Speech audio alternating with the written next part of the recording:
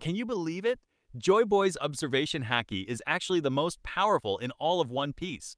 He had already foreseen the future 800 years in advance, and the Roger Pirates were merely the executors of Joy Boy's master plan.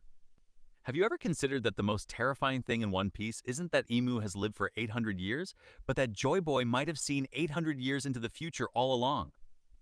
Possessing observation haki far beyond any ordinary human, he foresaw the rise of Emu, the God Valley incident, the era of Roger, Roger landing on Laugh-Tale, and even the very person who would ultimately defeat Emu, a man wearing a straw hat just like his own.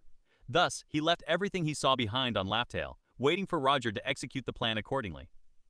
This explains how Oden could accurately predict that 800 years later, Joy Boy would appear in Wano to defeat Kaido, and why Gaban refers to himself as the man who knows the world. If Luffy hadn't stopped Rayleigh from revealing the truth at the Sabaody archipelago, Rayleigh would have said, "Luffy, you are the Joy Boy destined to change the world." Chapter 1190 provides even newer evidence. Gaben recalls Roger's famous words, "We arrived too early." More importantly, he remembers the people Roger was always waiting for: Shanks, Rayleigh, Crocus, Oden, Whitebeard, and himself. He then turns to Emu and declares, "Luffy is the man we've been waiting for." What was left at Laugh-Tale wasn't just a record of the Void Century's 100 years, but every major event across the entire 900-year history. When Roger reached the final island, he laughed because he realized the person Joy Boy was truly waiting for wasn't him. He came too early. So, following Joy Boy's prophecy, Roger launched the Great Pirate Era to flood the seas with pirates, tie down the world government, and buy time for the next generation's Joy Boy to grow up.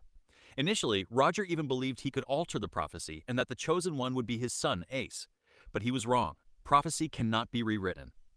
That was until Shanks took over the mission, stole the Nika fruit intended for Ace, and handed Roger's straw hat to Luffy, personally sending this future Joy Boy out to sea.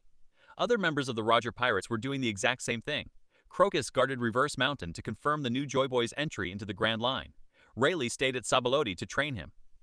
Oden left a journal to pave the way. Gaban went to Elbaf to protect and guide him to the final land.